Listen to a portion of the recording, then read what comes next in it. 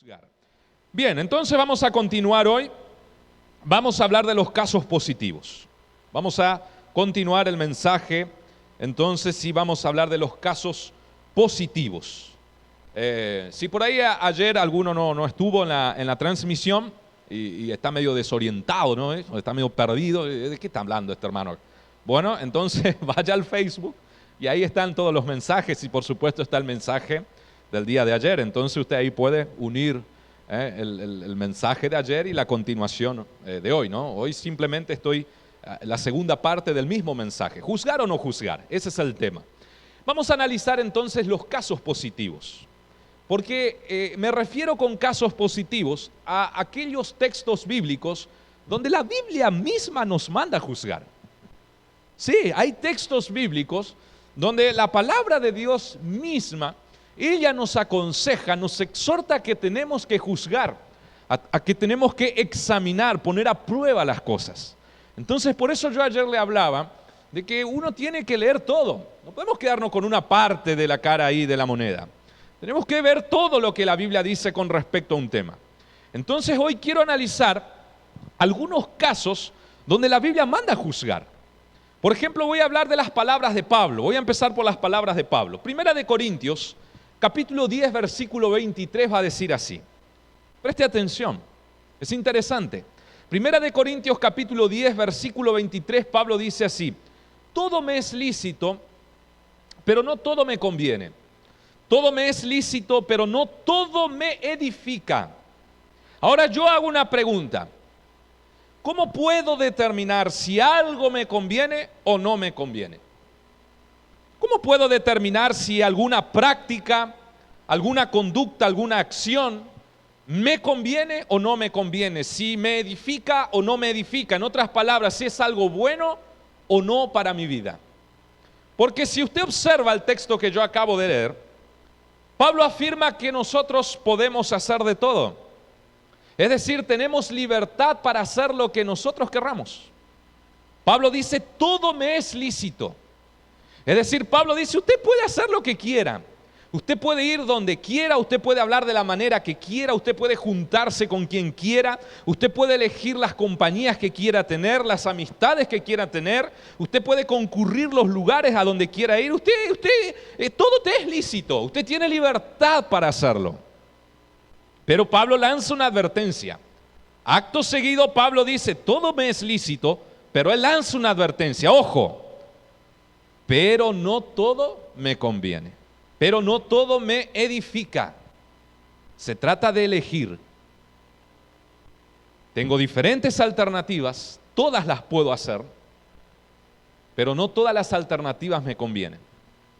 Y ayer dijimos en el concepto de juzgar, que el acto de juzgar está íntimamente relacionado con la toma de decisiones. Que juzgar implicaba analizar cada alternativa, valorar cada alternativa y decidir por alguna de ellas. Y cuando uno toma la decisión, entonces juzga. Entonces yo hago esta pregunta. ¿Cómo podemos decidir qué cosas me convienen y qué cosas no me convienen? Pues bien, examinando esta palabra que está aquí, a la luz de las Sagradas Escrituras, debemos examinar las alternativas que tenemos y ver si, siguiendo la orientación bíblica, si eso me conviene como creyente o no me conviene. Y eso es juzgar, gente. Eso implica juzgar. Les voy a poner un ejemplo práctico. Si usted que está ahí del otro lado me hiciera una pregunta a mí, hermano Diego, ¿un creyente puede ir a un boliche? ¿Puede un creyente ir a un boliche? Lo puede hacer. Podemos salir de aquí, ir a reventar la noche. De poderlo podemos hacer. Somos libres de hacerlo. No estamos acá encadenados. El pastor no anda detrás nuestro todo el tiempo. Nosotros podríamos hacerlo. La pregunta es, ¿te conviene hacerlo o no te conviene hacerlo? ¿Ese lugar es conveniente para la vida espiritual de un creyente? Esa es la pregunta. Y bíblicamente hablando, esa clase de lugares, esa clase de diversiones, por lo que allí se realiza, por lo que allí se practica, por lo que allí sucede, no es conveniente para la vida espiritual de un creyente. Esa clase de diversión, entre comillas, no es conveniente para un creyente. No es la clase de vida que se espera de un creyente. No es la moral que Dios exige de un creyente. Las cosas que allí se realizan atentan contra nuestra santidad. Ayer hablamos que la moral de Dios se traduce en santidad. Entonces la respuesta sería no, no te conviene ir a esos lugares. A un creyente no le es conveniente concurrir a esos lugares. No es conducta de un creyente andar por esos lugares. Y cuando uno está dando esa opinión, cuando uno está dando esa sentencia guiado por la palabra de Dios, estamos juzgando. Si yo digo eso no te conviene, no vayas a esos lugares, porque no es conveniente para la vida de un creyente, yo ya estoy juzgando, estoy diciendo que ese lugar no es bueno para un creyente. Salga de ese lugar, escape de ese lugar, ni se acerque a esos lugares. Y eso es juzgar. Y la Biblia, según aquí la palabra de Dios, Pablo dice que hay que juzgar. Todo me es lícito, pero no todo me conviene. Y eso implica juzgar.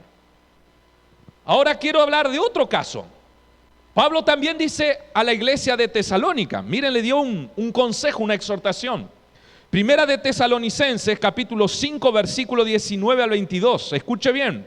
Pablo dice, no apaguen el espíritu, está con E mayúscula, es decir, no apaguen el Espíritu Santo, no apaguen las manifestaciones espirituales que provienen del Espíritu Santo. Dice, no desprecien las profecías, no desprecien el don de profecía. Pero ahí hay una coma, y Pablo da un consejo: sométanlo todo a prueba. Sométanlo todo a prueba, aférrense a lo bueno y eviten toda clase de mal. Sométanlo a prueba, eso es juzgar, gente. Lo que Pablo está diciendo, juzguen. Según las Sagradas Escrituras, juzguen las profecías y vean si esas profecías están de acuerdo a la palabra de Dios. Juzguen si esas profecías provienen de Dios o no provienen de Dios. Y cuando uno, guiado por la palabra del Señor, juzgando según la palabra de Dios, dice, eso proviene de Dios, esto no proviene de Dios, no escuche, rechace, eso es juzgar. Y Pablo aconseja que debemos someter a prueba las profecías para no ser engañados. En otras palabras, no crean en todas profecías que andan dando vuelta por ahí. Juzguen, sométanlo a prueba, examinen si eso realmente proviene de Dios. Quiero ver también las palabras de Juan. Vimos ahí las palabras de Pablo. Quiero ver las palabras del apóstol Juan. Primera de Juan, capítulo 4, versículo 1. Juan dice así: queridos hermanos, miren, no crean a cualquiera que pretenda estar inspirado por el Espíritu Santo. No crean en toda manifestación espiritual, ojo. Sino, sométanlo a prueba. Está en concordancia con la enseñanza de Pablo. Sino, sométanlo a prueba para ver si es de Dios. Porque han salido por el mundo muchos falsos profetas. Nuevamente el apóstol Juan, al igual que Pablo, dicen: juzguen. No crean en toda manifestación espiritual. No crean en todas aquellas manifestaciones que dicen que provienen de Dios. Ojo, atento, sométanlo a prueba. ¿Y cómo que sometemos a prueba? Según la palabra del Señor. Examinen, juzguen si eso proviene o no proviene de Dios. Porque cuidado, han salido muchos falsos profetas por allí intentando engañar al pueblo de Dios. Juzguen. Espero que usted me esté entendiendo. Estamos viendo estos casos positivos donde la Biblia misma nos manda a juzgar. La Biblia misma nos dice: juzguen para determinar si eso conviene o no conviene, si eso proviene o no proviene de Dios, si eso es bueno o es malo. Y eso es juzgar, gente. Esto ya echa por tierra esas cosas de nosotros no somos nadie para juzgar, no hay que juzgar, hay que hacer la vista gorda, tenemos que callarnos, no podemos decir nada, porque ¿quién soy yo para juzgar? No. No es lo que la Biblia nos enseña. Espero que estemos trayendo claridad a este asunto. No yo, sino la palabra. Veamos lo que dijo el autor a los Hebreos. Hebreos capítulo 3, versículo 7, lo voy a leer en dos versiones, la primera en la NBI y luego voy a leer la Biblia de las Américas. El mismo texto bíblico, Hebreos capítulo 13, versículo 7 dice así: acuérdense de sus dirigentes, de sus pastores, de sus líderes, que les comunicaron la palabra de Dios. Y miren lo que dice ahí, punto seguido: consideren, juzguen, examinen, consideren cuál fue el resultado de su estilo de vida, su conducta, sus acciones, su manera de vivir, e imiten su fe. Este mismo texto bíblico, pero en la versión ahí de la Biblia de las Américas, dice así: recuerden a los dirigentes que les anunciaron el mensaje de Dios. Punto seguido: tomen nota, juzguen, examinen, tomen nota de cómo culminaron su vida y sigan el ejemplo de su fe.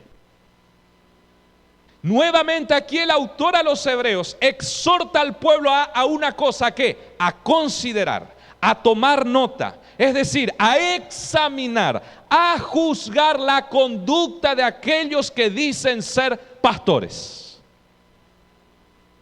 según los criterios bíblicos.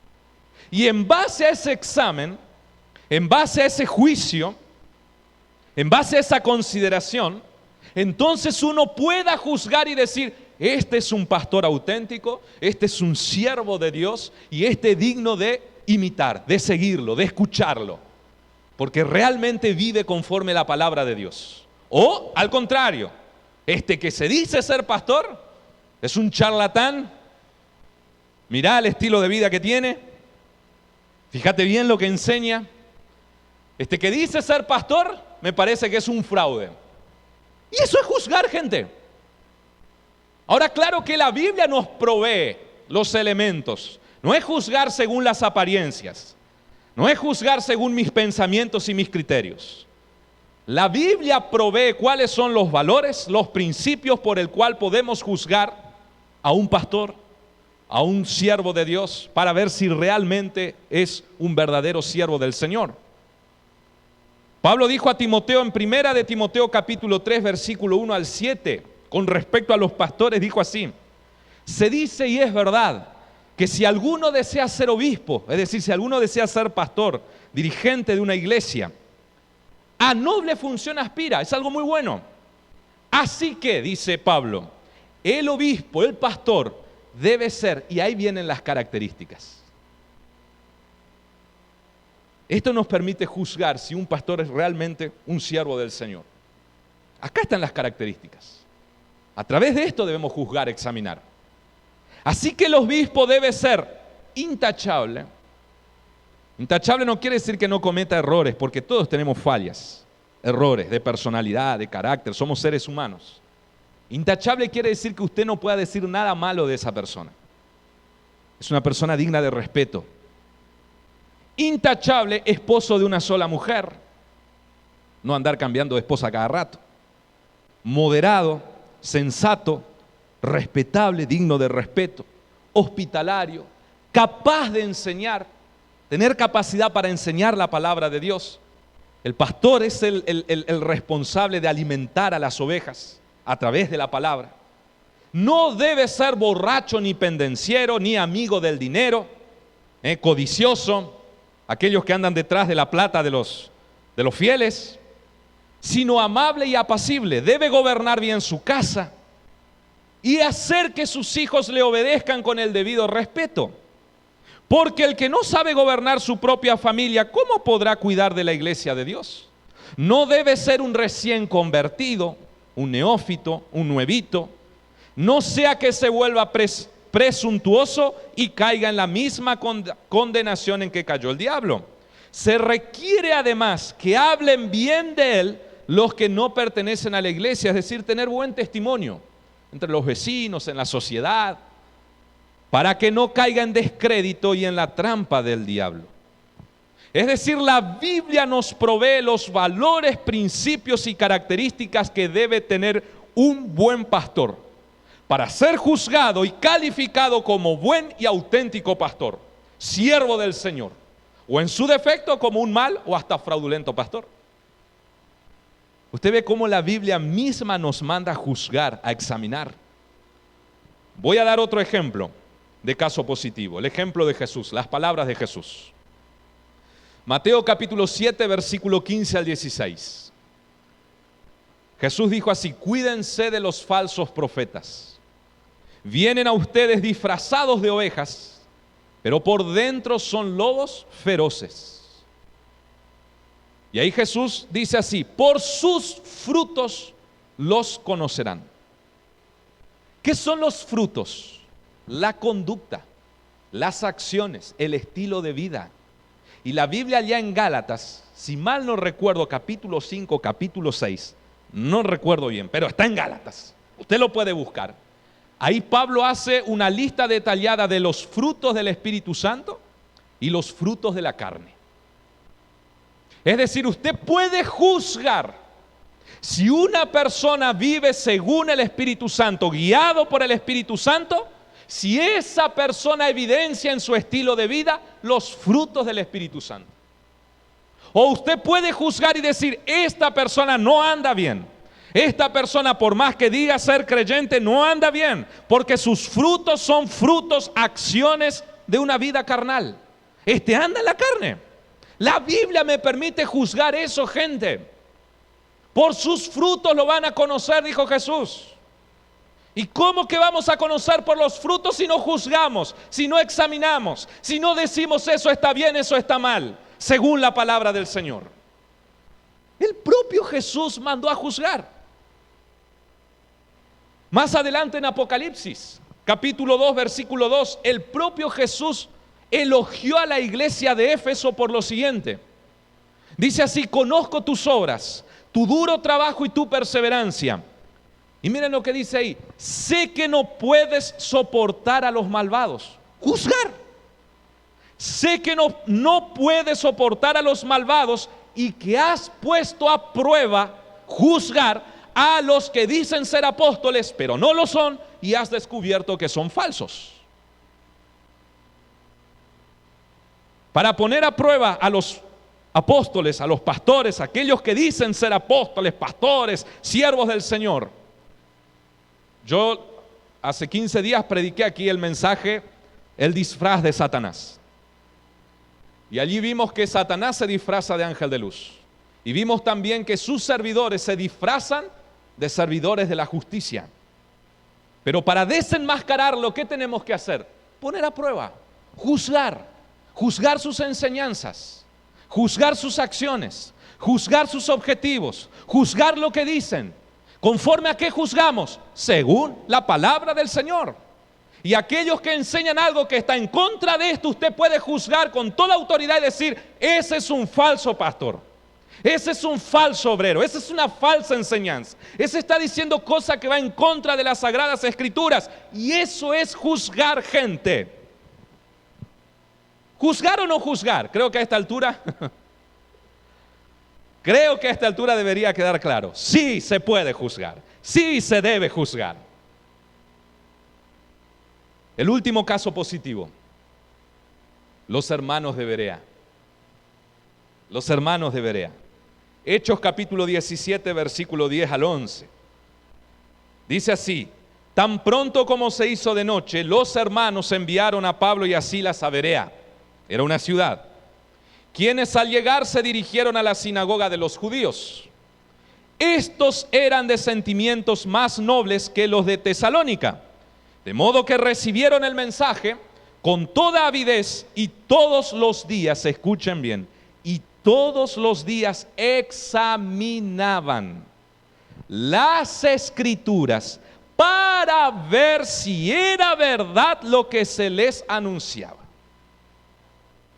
En otras palabras, Pablo y Silas iban y enseñaban, hablaban, predicaban, y estos hermanos de Berea, que eran temerosos de Dios, ponían a prueba la enseñanza de Pablo, juzgaban la enseñanza de Pablo, examinaban a la luz de las Sagradas Escrituras para ver si lo que Pablo y Silas le enseñaban era cierto o no. Eso es juzgar. Y la Biblia dice, Hechos de los Apóstoles dice que los elogió. La Biblia elogia la actitud de los hermanos de Berea.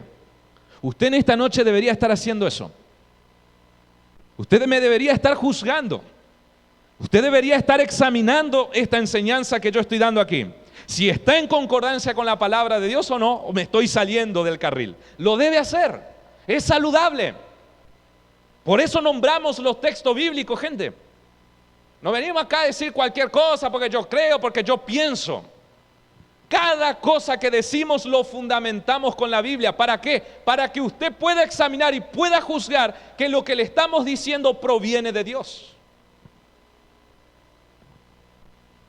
Mi estimado hermano, hermana, oyente, habiendo analizado los conceptos de juzgar, de juicio moral, habiendo visto que la Biblia revela la moral de Dios, es decir, lo que está bien y lo que está mal para Dios, habiendo analizado en conjunto los aparentes casos negativos y los casos positivos que vimos recién, donde la Biblia manda a juzgar, vemos que no se trata de si se puede o no se puede juzgar, sino de cómo hacerlo.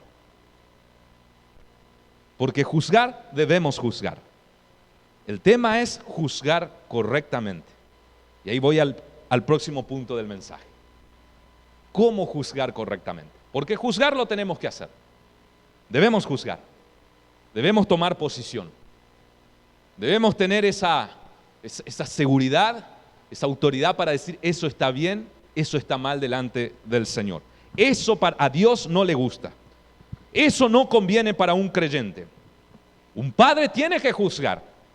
Un padre tiene que educar a sus hijos y decir, hijo, no vaya para allá porque eso no le agrada a Dios. No hable así porque eso no es bueno. No se junte con esos amigotes por ahí porque te van a llevar por mal camino. No te vayas por ese camino porque allá adelante te vas a caer y te vas a destrozar todo. Y eso es juzgar, gente.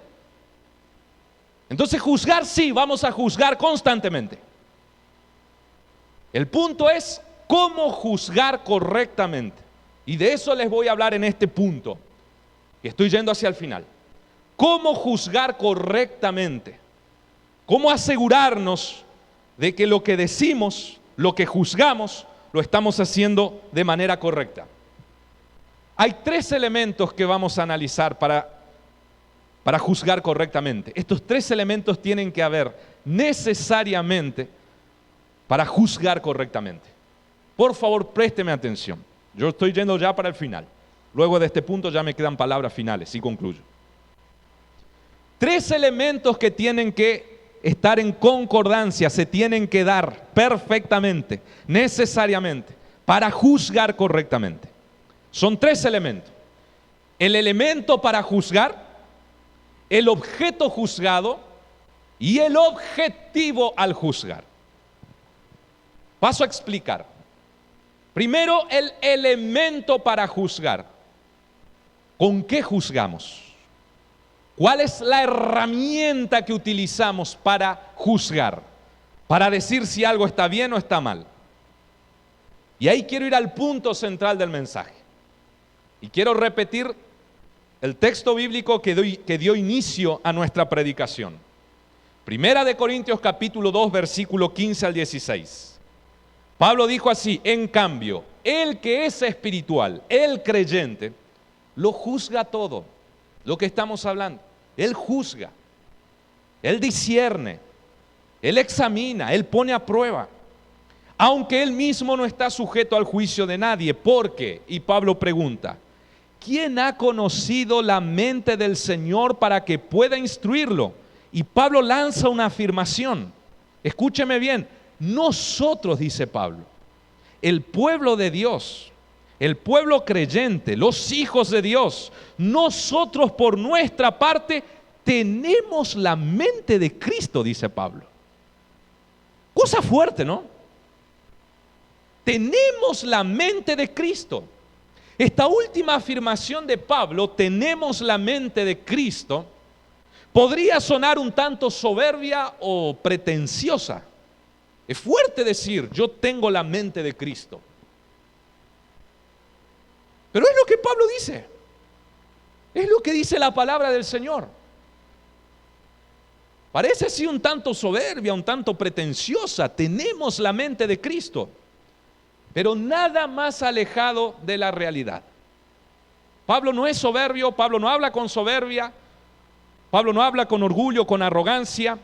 Lo que sencillamente Pablo quiere decir es que al conocer la palabra de Dios, escúcheme bien, al conocer esta bendita, gloriosa y poderosa palabra, conocemos la mente de Cristo.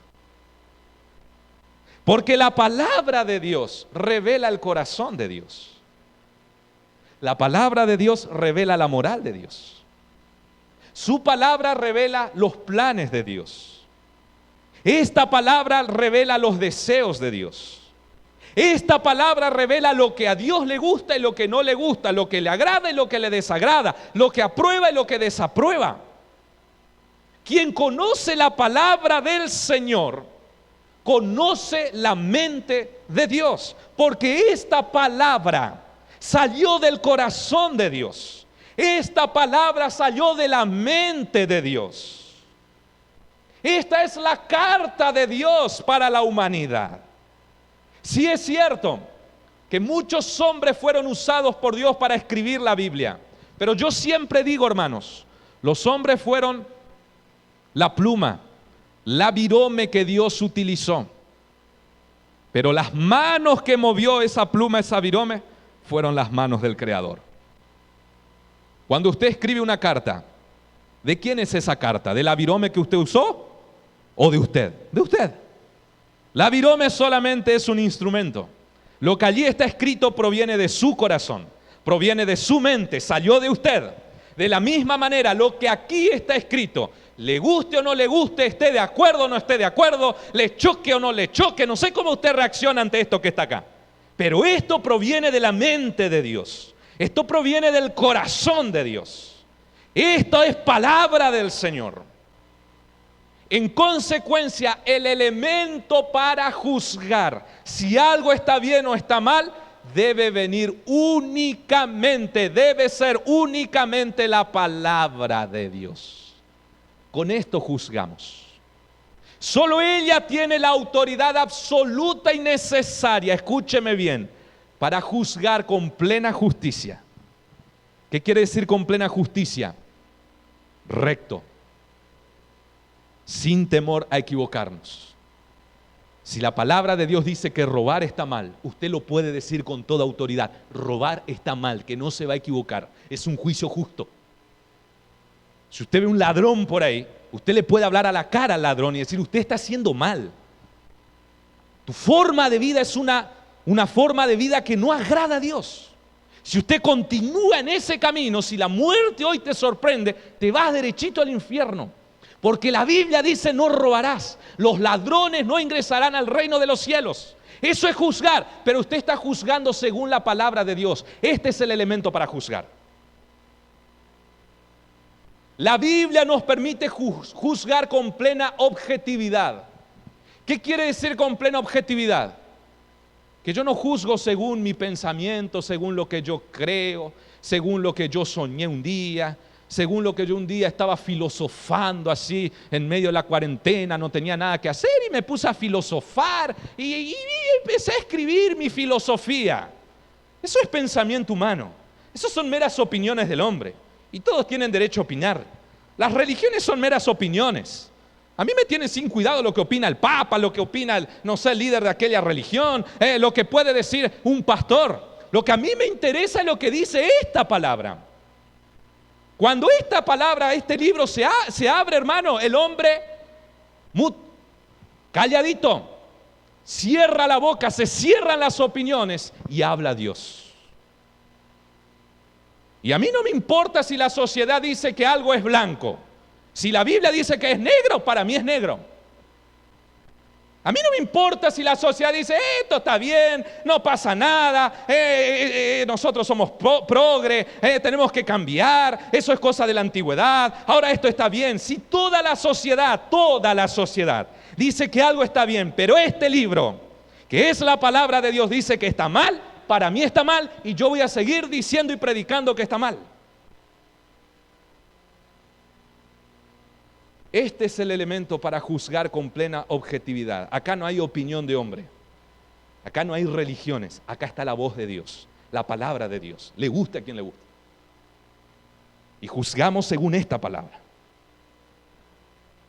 La palabra de Dios es la vara para medir, el patrón para juzgar, pues la Biblia revela la moral de Dios. Ella y solo ella debe ser el elemento utilizado para juzgar. La palabra del Señor tiene la capacidad para permitirnos juzgar, discernir. ¿Qué es discernir? Separar, diferenciar, apartar lo que está bien de lo que está mal. Separar la verdad de la mentira. Discernir entre lo correcto y lo incorrecto. Discernir y juzgar entre lo santo y lo profano. Por eso el joven rey Salomón, antes de comenzar a reinar, le hizo el siguiente pedido al Señor. Primera de Reyes, capítulo 3, versículo 9 al 10. Yo te ruego, le dijo Salomón, que les des a tu siervo discernimiento. Discernimiento. ¿Para qué? Para gobernar a tu pueblo y para distinguir, para saber juzgar, para saber discernir entre el bien y el mal. De lo contrario, ¿quién podrá gobernar a este gran pueblo tuyo? Y la Biblia dice, al Señor le agradó que Salomón hubiera hecho esa petición. Capacidad para juzgar correctamente. Quienes juzgan por la palabra, gente, juzgan según la mente de Cristo. Por eso Pablo dijo, nosotros por nuestra parte tenemos la mente de Cristo. Este es el elemento para juzgar. Segundo, quiero hablar del objeto juzgado. El objeto juzgado, me explico. Con ello respondemos a la pregunta, ¿qué es lo que se juzga? ¿Qué juzgamos?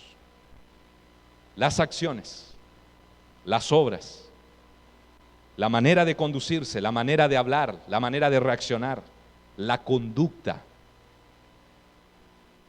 Hermanos, nosotros no juzgamos a un grupo de personas en particular. No es que perseguimos a un grupo de personas. No es que tenemos algo en contra de alguien en particular. No somos perseguidores. Lo que se juzga son las acciones, independientemente de quién practique esa acción, independientemente de si es rico, si es pobre, si es erudito, si es analfabeto, si tiene todos los títulos colgados ahí por la pared, habido y por haber, si no tiene ningún título, si es hombre, si es mujer, si es un joven, a qué religión pertenece, a qué raza pertenece, si es blanco, si es negro, si es amarillo, si es colorado. No perseguimos a las personas, no juzgamos a las personas en sí, juzgamos las acciones y las conductas que estas personas tienen. Pablo afirmó así, Primera de Corintios capítulo 6, versículo 9 al 11. Lo que la Biblia juzga son las acciones. Y Pablo pregunta, ¿no saben que los malvados no heredarán el reino de Dios? Los malvados, ¿quiénes son los malvados? Los que practican las malas obras. ¿Y quién dice lo que está bien y lo que está mal? La Biblia. No se dejen engañar, ni los fornicarios. ¿Quiénes son los fornicarios? Los que practican la fornicación. ¿Qué es la fornicación? Tener relaciones sexuales sin estar casados. Por más que esta sociedad diga que eso está bien, que eso es normal, que un chico pueda andar con una chica y cambiar cada rato de chica y tener relaciones sexuales, y eso es normal, y eso es la moda, y lo otro era cosa ya de la antigüedad. La Biblia dice, los fornicarios no heredarán el reino de Dios. Es cosa juzgada. Ni los fornicarios, ni los idólatras, los que adoran estatuas, imágenes, yesos, los que adoran a la criatura antes que al Creador. Lo dice la Biblia, no lo dice mi religión, no lo digo yo. Ni los idólatras, ni los adúlteros, los que engañan a sus mujeres, a sus maridos, Esta cosa de hoy en día, hermanos, uno con otro, y no quiero utilizar ninguna frase vulgar, pero usted sabe los tiempos que estamos viviendo. Ni los sodomitas, ni los pervertidos sexuales, ni los ladrones, ni los avaros, ni los borrachos, ni los calumniadores, ni los estafadores heredarán el reino de Dios. Y Pablo dice, y ustedes antes eran algunos de esos. Ustedes también andaban en esa clase de vida, pero la gracia de Dios nos rescató. Acá está, hermano, lo que está bien y lo que está mal para Dios. Es eso lo que juzgamos, las acciones. Y lo que está bien y está mal delante de los ojos del Señor ya está establecido. La moral de Dios no cambia, es inmutable. Solo juzgamos lo que la Biblia juzga como bueno o como malo. ¿Por qué? Porque Pablo dice en Romanos capítulo 2, versículos 6 al 11, porque Dios pagará a cada uno según lo que merezcan sus obras, sus acciones. Eso juzgamos. Él dará vida eterna a los que perseverando en las buenas obras, en lo que está bien delante de los ojos del Señor, buscan gloria, honor e inmortalidad. Pero los que por egoísmo rechazan la verdad, rechazan. Porque no se les puede obligar, gente. El evangelio no se obliga. Para aferrarse a la maldad, a las malas acciones, recibirán el gran castigo de Dios. Esa es la condena. Habrá sufrimiento y angustia para todos los que hacen el mal, los judíos primeramente y también los gentiles. Pero gloria, honor y paz para todos los que hacen el bien. Los judíos primeramente y también los gentiles, porque con Dios no hay favoritismos. No es contra la persona que predicamos, predicamos contra las acciones de las personas. Y el último elemento, para juzgar correctamente, primero, juzgar según la palabra. Segundo, juzgar las acciones con imparcialidad. Y tercero, quiero hablar del objetivo al juzgar. Es decir, respondemos a la pregunta, ¿para qué juzgamos? ¿Para qué predicamos la palabra? ¿Para qué decimos eso está mal? Eso a Dios no le agrada. ¿Qué objetivo perseguimos? En primer lugar, lo hacemos para anunciar la verdad. Porque como creyentes y siervos del Señor estamos obligados a señalar la verdad. Tenemos impuesta esta obligación, no nos podemos callar. Fuimos llamados a proclamar la justicia de Dios. Fuimos llamados a denunciar el pecado y a anunciar arrepentimiento, llamar al arrepentimiento, a proclamar la salvación. No nos podemos callar. Pero también en segundo lugar, y por favor escúcheme bien, porque esto es algo bisagra. Juzgamos, lo hacemos por y con amor. Por y con amor. Es decir, es cierto que mostramos el error, pero también mostramos cuál es el camino correcto. Es cierto que apuntamos la enfermedad, pero también la palabra nos muestra cuál es el remedio para esa enfermedad. Es cierto que mostramos el pecado, señalamos el pecado, pero también mostramos cuál es la solución para el problema del pecado. No lo hacemos para lastimar a la gente, no lo hacemos para despreciar a la gente, no lo hacemos para discriminar a la gente, no lo hacemos, gente, con ánimo de superioridad, de orgullo, de soberbia, para creernos nosotros mejores que los demás, no, de ninguna manera. Escúcheme bien lo que le voy a decir. Un verdadero creyente, un siervo del Señor, él tiene compasión por los pecadores. Él no se burla del pecador. Él no desprecia al pecador. Cristo tuvo compasión por los pecadores. Hermanos, yo como creyente, a mí me duele ver a las personas presas del pecado. ¿Usted piensa que yo me burlo cuando veo a esas chicas que están por la calle ejerciendo la prostitución? Cuando veo a un travesti, ¿usted piensa que yo me burlo? ¿Usted piensa que yo desprecio? ¿Usted piensa que yo me río de esa gente? Si así lo hiciera, no sería entonces juzgar correctamente. Eso sí sería legalismo. Caeríamos en el error que hablamos ayer cuando Pablo condenaba a cómo juzgaban, con hipocresía, con ánimo de superioridad. No, a nosotros nos duele ver la gente que está presa de esa clase de vida. Nosotros quisiéramos que todas las personas experimentaran lo que nosotros experimentamos desde el día que nos convertimos. Yo no me olvido que hace 10 años yo era parte del pueblo pecador. Yo también vivía en el pecado. Yo también estaba caminando para el infierno. Yo también era un hijo de la desobediencia. Mi corazón estaba lleno de pecado hace 10 años atrás. Yo no me olvido de dónde me sacó el Señor. Cuando nosotros juzgamos, lo hacemos con amor. Lo hacemos como lo hicieron los profetas en el Antiguo Testamento. ¿Qué hacían los profetas? Le mostraban al pueblo de error sus errores, al pueblo de Dios sus errores, sus fallas, sus transgresiones, sus pecados, pero siempre terminaban el mensaje con la siguiente frase: pero vuélvanse al Señor. Vuélvanse a Dios, arrepiéntanse y Dios le va a perdonar. Dios le va a curar las heridas. Dios va a mandar la lluvia temprana y tardía. Dios va a enviar bendiciones sobre sus vidas. Lo hacemos con el objetivo de que las personas tomen conciencia y se vuelvan a Dios. Lo hacemos con el deseo de que las personas sean libres del pecado por el poder del Evangelio y el poder de la palabra del Señor. Es cierto, mis hermanos, que a veces choca, ¿no? Nos duele cuando la palabra nos confronta con nuestros errores, con nuestros pecados, con nuestras miserias. Nos duele. Pero dijo Pablo con respecto a esta tristeza, a este dolor. Segunda de Corintios capítulo 7, versículo 8 al 10, Pablo dijo así: si bien los entristecí con mi carta, no me pesa. Es verdad que antes me pesó, porque me di cuenta de que por un tiempo mi carta los había entristecido. Pablo había escrito la primera carta a los Corintios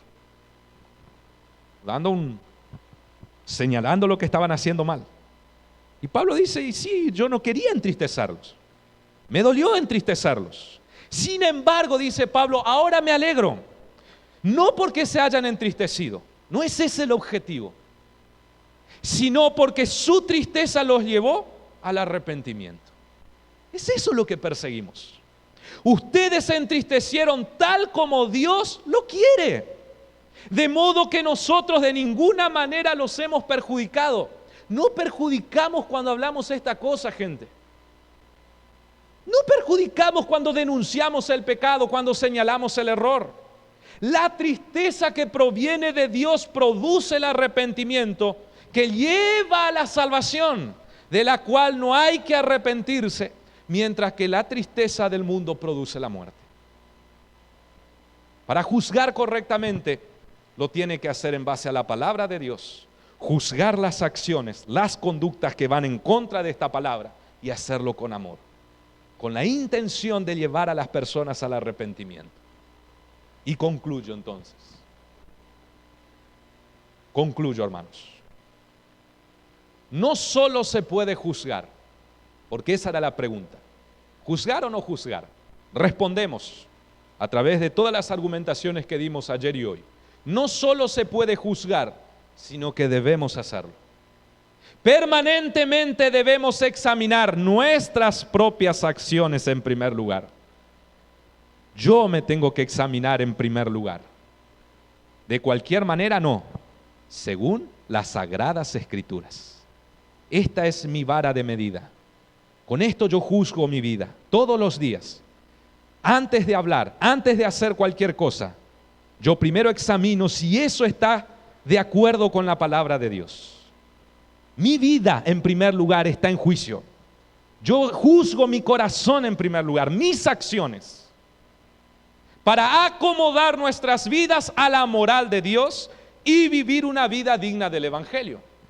¿Debemos juzgar las acciones de los demás? Sí. Para proclamar la verdad y advertir a las personas de sus errores y sus terribles consecuencias. Así como un amoroso padre advierte a sus hijos cuando están haciendo las cosas mal. Lo hace por amor. Ahora bien, jamás debemos juzgar con la intención de lastimar a alguien, de despreciar a alguien, con la intención de burlarnos de los demás. Nunca. Si algún adolescente me está escuchando, y es lo que yo voy a enseñar a mis hijos, y es lo que enseñamos acá, ningún adolescente, ningún joven, ninguna persona cristiana debería lastimar, burlarse de alguien por su condición sexual, por su estilo de vida. Nunca, jamás. Eso no es actitud de un auténtico cristiano. Lo que debemos hacer es hablarle a esa persona de Cristo, mostrarle el camino del Evangelio, mostrarle que Dios es amor y mostrarle que Cristo llevó en la cruz del Calvario sus pecados para que esa persona sea libre del poder del pecado. El cristiano no hace bullying, el cristiano no desprecia, el cristiano no se burla, el cristiano no persigue, porque el Evangelio es amor, es cambio y transformación de vida. Eso es el Evangelio. El Evangelio es libertad del pecado y de la maldad. Si juzgamos es por amor y con la intención de que las personas abandonen el mal camino y se vuelvan a los caminos del Señor y experimenten el gozo de la salvación. Ahora, también es cierto que no podemos obligar a nadie. No lo podemos hacer. Usted me está escuchando acá hoy por el Facebook. Si alguien dice yo no estoy de acuerdo con eso, para mí eso no es así, usted tiene toda la libertad de no escucharnos nunca más. Cambie de canal. Todos nuestros hermanos que están aquí, nadie aquí está por obligación. Están aquí por decisión propia, porque el Evangelio no se puede obligar. Dios jamás obligó a nadie. Jesús no obligó a nadie a seguirlo. Los apóstoles jamás ejercieron violencia para imponer el Evangelio. Todo lo contrario, ellos sufrieron violencia por causa de predicar el Evangelio, la palabra de Dios. Pero entonces yo me pregunto, solo me pregunto, ¿quiénes son los violentos? ¿Quiénes son los violentos? Porque nosotros, el pueblo de Dios, yo como parte del pueblo de Dios por la gracia y la misericordia del Señor, nosotros sí somos constantemente despreciados. Nuestros hijos sí sufren desprecio en las escuelas. Nuestros adolescentes son dejados de lado, son burlados, sufren bullying, porque no practican las mismas cosas que practican los chicos y las chicas de esa edad. Y sufren desprecio. Entonces, ¿quiénes son los violentos? Porque de nosotros se dice de todo, gente. En la tele se dice de todo. Los medios de comunicación se burlan de los religiosos, de los evangélicos. Se burlan de la manera que nos vestimos. Se burlan de lo que hablamos. Se burlan de la manera que vivimos. Entonces yo pregunto, ¿quiénes son los violentos? ¿Quiénes son los intolerantes? Porque aquellos que exigen respeto no nos respetan a nosotros. Yo sí respeto. Nosotros respetamos, nosotros no obligamos a nadie. Nosotros hablamos con educación y anunciamos lo que dice la palabra de Dios. Y si alguien nos dice, no, gracias, yo no quiero, listo, Dios lo bendiga, chao. Cuando salimos a evangelizar hacemos eso.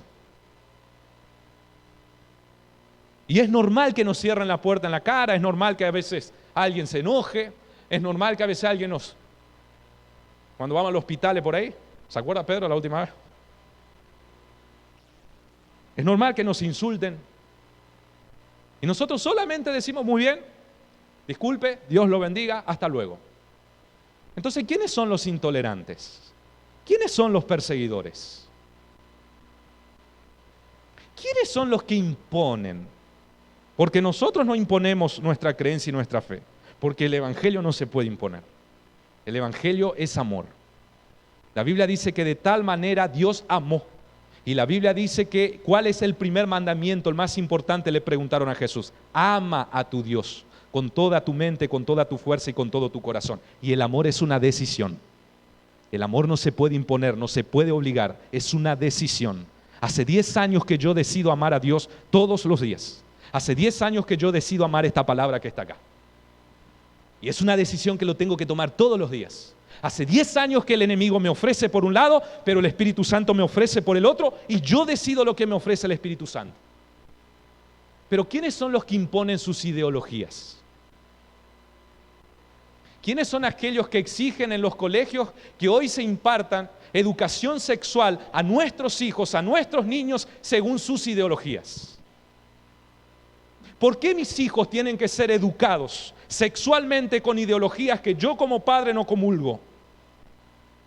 Entonces, ¿quiénes son los que obligan? ¿Quiénes son los que quieren imponer sus ideologías a la fuerza? ¿Quiénes son los que quieren meter en la cabeza de nuestros chicos, los más inocentes de los inocentes, las ideologías de una minoría? ¿Quiénes son los que imponen? ¿Quiénes son los violentos? Nosotros no. ¿Por qué yo me tengo que estar cuidando acá de lo que tengo que decir? Tengo que medir mis palabras porque me pueden cancelar la cuenta de Facebook. Pero allá de la iglesia pueden decir cualquier cosa. De Jesús pueden decir cualquier cosa. Del pueblo evangélico pueden decir cualquier cosa y nosotros tenemos que callarnos. Y bajar la cabecita y decir, no, porque cuidado, porque no podemos juzgar. Pero cuando se le toca, cuando se le moja la oreja, no juzgue si no quiere ser juzgado. ¿Quiénes son los violentos? ¿Quiénes son los que imponen? ¿Quiénes son los que fuerzan las cosas? Una cosa es bien cierta. Yo por sí solo, nosotros aquí con el pastor, no tenemos autoridad para juzgar. Es cierto, por sí solos no tenemos autoridad para juzgar. Pero ¿saben qué? Esta palabra sí la tiene. Le guste a quien le guste, esta palabra la tiene, porque Dios es el juez supremo. Creas o no creas, te burles o desprecies, esta palabra tiene poder para juzgar. Aquí está mi respaldo. Esto me respalda. Y mientras el Señor nos alcance con gracia, desde este púlpito, en esta iglesia, seguiremos anunciando su palabra, anunciando su verdad. Pues me es impuesta obligación, como dijo Pablo. Ay de mí si no predico el evangelio. Ay de mí si no lo hiciéramos. Ay de mí si no denunciáramos el pecado. Ay de nosotros si negáramos a Cristo Jesús delante de los hombres. Porque no estamos aquí para agradar a los hombres, estamos aquí para agradar a Dios. Y si usted quiere ser salvo, venga a los pies de Cristo. Deje que el evangelio saque a luz tus miserias, tus pecados, tus errores. Deje que el Espíritu Santo te convenza de todo pecado, de toda justicia, de todo juicio. Deja que el Espíritu Santo quebrante tu corazón, te empiece a molestar, empieces a tomar conciencia que esa clase de vida que estás llevando no le agrada al Señor. Y que esa incomodidad, esa tristeza te lleve al arrepentimiento, como lo hizo conmigo hace 10 años. Y como aún lo sigue haciendo. Porque cuando hoy erro, cuando hoy fallo, automáticamente hay una alarma que se enciende en mi corazón. Y yo me entristezco. ¿Por qué? Porque entristecí al Espíritu Santo. Entonces voy a los pies del Señor y le digo a Jesús, Jesús, que tu sangre me cubra y me limpie de este error, de esta falla. Ayúdame a salir adelante. Y así vamos, gente. Esa es la gracia de Dios. Sí, Jesús murió por todos nosotros. No hay pecado, no hay perversión, no hay maldad que la sangre de Cristo Jesús no logre cubrir. Concluyo diciendo o hablando las palabras que Pablo habló a los filipenses. Y cierro. Filipenses capítulo 1, versículo 9 al 11. Esto es lo que pido en oración, dijo Pablo. Esto es lo que pedimos. Que el amor de ustedes abunde cada vez más en conocimiento y en buen juicio. Saber juzgar correctamente. Para que disciernan lo que es mejor y sean puros e irreprochables para el día de Cristo. Y la venida del Señor se acerca. Llenos del fruto de justicia, las acciones de justicia, que se produce por medio de Jesucristo para gloria y alabanza de Dios. Gloria sea dado a Dios por los siglos de los siglos. Amén, amén y amén. Quiero orar por todos ustedes que están allí del otro lado. Si hay alguien en este momento que tiene un pedido de oración especial, si hay alguien en este momento que tiene por ahí alguna enfermedad, alguna circunstancia que está pasando, lo que sea, en este momento usted ponga su corazón, abra su corazón, ponga delante del Señor y nosotros aquí vamos a orar. ¿Se puede juzgar? Claro que sí, solo que hay que hacerlo correctamente. Que el Señor nos acompañe siempre con su gracia para llevarnos por la senda de los justos. Que amemos cada día más su palabra, su conocimiento, su sabiduría, pues ella nos da la capacidad de discernir lo que está bien y lo que está mal. Ella produce en nosotros los frutos de justicia. Señor Dios, Jesús, Espíritu Santo, queremos darte gracias, Señor Dios, por este momento, por este fin de semana. Ayer día sábado, hoy día domingo. Gracias, Señor Dios, por tu fidelidad. Gracias, Dios, por tu amor, por tu tolerancia, por tu paciencia. Como dice tu palabra, Señor, tú eres paciente. Si tu venida aparentemente se retrasa, es porque tú tienes paciencia. Porque tú estás esperando, Señor Dios, que más personas vengan al arrepentimiento. Es cierto que a veces, Dios, tu palabra nos incomoda, tu palabra nos duele, tu palabra nos señala, nos juzga, nos examina. Tu palabra saca a la luz muchas veces lo que nosotros tenemos oculto ahí en el corazón. Y eso nos incomoda, a veces nos causa tristeza. Pero es esta tristeza que nos lleva al arrepentimiento. Tú siempre, Señor Dios, nos das el bálsamo para sanar las heridas. Tú señalas el error, pero también nos muestras la solución. Tú, Señor Dios, como médico del alma, nos muestras la enfermedad, pero también nos muestras el remedio, Señor. Sí, Señor, tú nos muestras que estamos perdidos, pero automáticamente nos muestras la salida, Señor. Dios del cielo, hoy en esta noche queremos darte gracias. Muchas gracias por tu amor, gracias por tu paciencia, gracias por tu palabra. Gracias por haber muerto en aquella cruz, Jesús, por haber llevado todos nuestros pecados, por haber derramado tu sangre y porque esta sangre tiene el poder para limpiarnos de todos nuestros pecados. Gracias porque tu gracia nos lleva al lugar santísimo. Hoy caminamos hacia el cielo. Hoy sabemos que tenemos esta promesa de vida eterna. Dios bendiga a cada uno que está de aquel lado, Señor Dios, del otro lado, que tal vez en este momento está entregando su vida a ti, que se está arrepintiendo, que tu palabra lo apuntó, lo señaló, pero también, Señor Dios, le mostró la salida, la solución. Tu amor llegó a su corazón. Padre, bendiga a cada uno de los hermanos de nuestra congregación. Bendiga la vida de nuestro pastor, de su familia, de cada obrero de esta iglesia. Bendiga la vida de cada uno de nuestros hermanos y nuestras hermanas. Manténganos firmes, unidos en oración, proclamando siempre tu palabra, amando tu palabra y caminando el camino estrecho que nos lleva a la salvación. Dios, bendiga, Señor, a cada hermano allí, a cada oyente que en este momento está presentando una petición especial. Tú conoces cada corazón. Señor, venga a escuchar su ruego, venga a escuchar su súplica, su oración. Venga, Señor Dios, a atender este pedido. En el nombre de tu Hijo amado Jesús te pedimos, Señor. En tu nombre, Dios Padre, Dios Hijo, Dios Espíritu Santo. Amén, amén y amén.